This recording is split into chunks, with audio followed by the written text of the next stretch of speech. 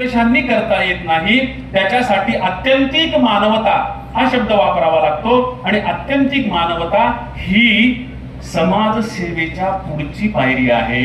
आणि आत्यंतिक मानवता काय आहे तर तहानेनं तडफडणाऱ्या गाढवाला गंगेचं पाणी जे इथून आणलं होतं रामेश्वरला घेऊन चालले होते ते पाजणं, त्याला आत्यंतिक संवेदना म्हणतात.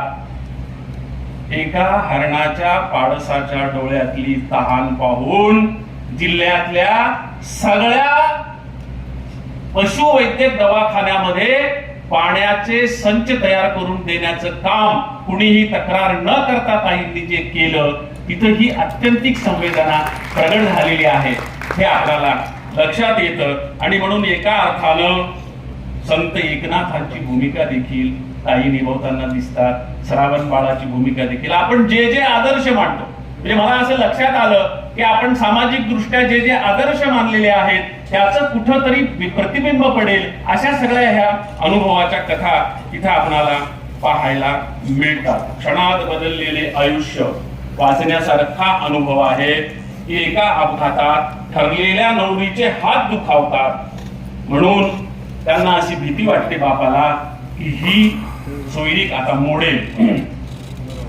ताई प्रयत्न करतात, सासू सासऱ्यांना नवरदेवाला ठरलेल्या बोलवून घेतात, त्यांना समजून सांगतात की आम्ही सर्व प्रकारे या मुलीला सक्षम करून तुमच्या स्वाधीन करू, तिचे मोडलेले हात दुरुस्त करू, तिला सर्व प्रकारची मदत मिळवून देऊ, कृपया तुम्ही तिची सोयरीक मोडू नका. ते नाही म्हणतात. पण नंतर काही दिवसांनी ताईंना कळतं की इथं ते नाही म्हणाले पण बाहेर गेल्यावर त्यांनी करायचं तेच केलेलं आहे.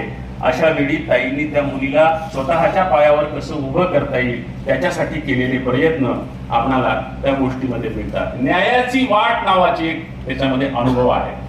तांड्यावरच्या एका बाईला दत्तक कायद्याचा जो सगळा आधार आहे तो मिळायला पाहिजे यासाठी त्यांच्या लक्षात आलं की हे काहीतरी वेगळं आहे आणि हे इथं ऑफिसमध्ये फाईलीमध्ये सुटणारं नाही, आपण तांड्यावर गेलं पाहिजे. आणि तांड्यावर जाऊन त्या आदिवासी बाईला भेटून तिच्या सगळ्या समस्या समजून घेऊन तिच्या बाजूनं निकाल तिथं त्यांनी दिला आणि त्या बाईला न्याय दिला. हा अनुभव न्यायाची हाक कथेमध्ये येतो. आणि मग मला आठवली ताट्या कुट्याचं तुडवी तर रस्ता, माझ्या गावाकडे चल माझ्या दोस्ता. आणि नंतर माझ्या लक्षात असं आलं की कविता मी लिहिली पण प्रत्यक्ष जगल्या त्या वर्षाताई. ताट्या कुट्याचा रस्ता तुडवत 2-3 मैल दूर गाडी उभी करून